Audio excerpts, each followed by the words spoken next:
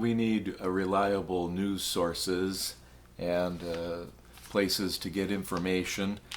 We want to be able to trust our news sources and their words, giving us the accuracy of truth rather than the deceit and deception of lies or gossip. Lies and half-truths and gossip was all a part of the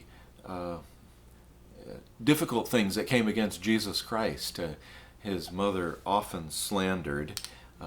He himself, there were so many rumors about his birth and his origin and about so many different things in his life.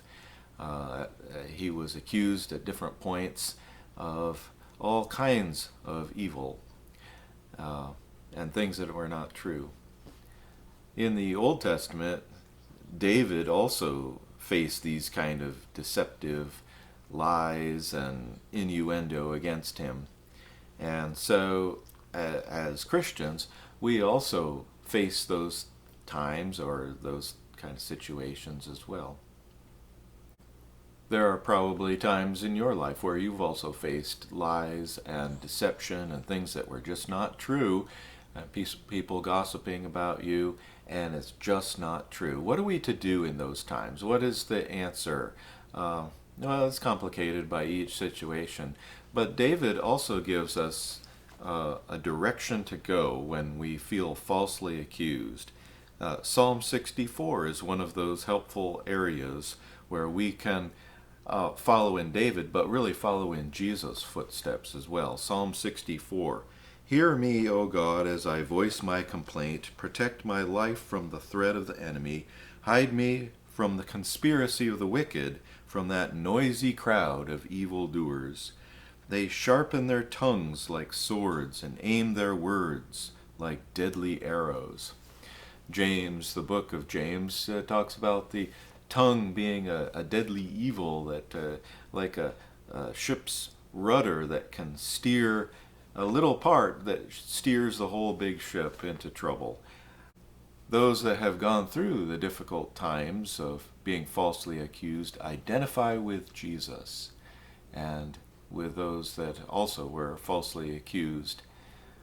Maria von Trapp was one of those that was surrounded with controversy. You may know the story from the Sound of Music movie, but she's also written a book and set the truth out about what really happened, and some of it's really much more disturbing than the movie.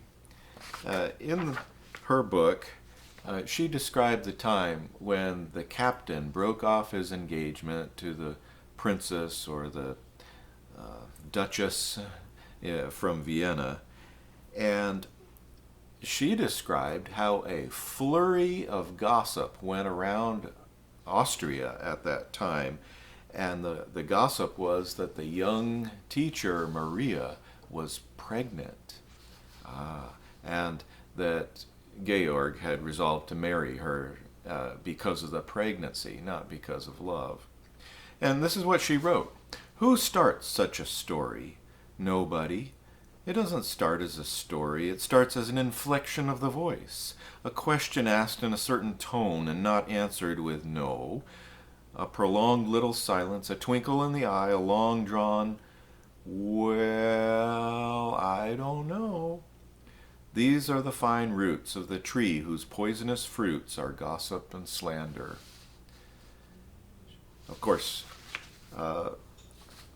she was able to set the record straight through her book and on with her life of praise as the Von Trapp family singers.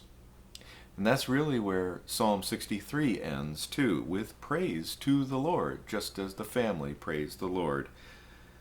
Let the righteous rejoice in the Lord and take refuge in him. Let all the upright in heart praise him. So we use our tongues not to bite back against those that have harmed us, but just to put our full trust in the Lord and praise him, even in the tough times. The Lord bless you. If you have been through this difficult time, just trust him. The Lord will set things right in his time we can praise him.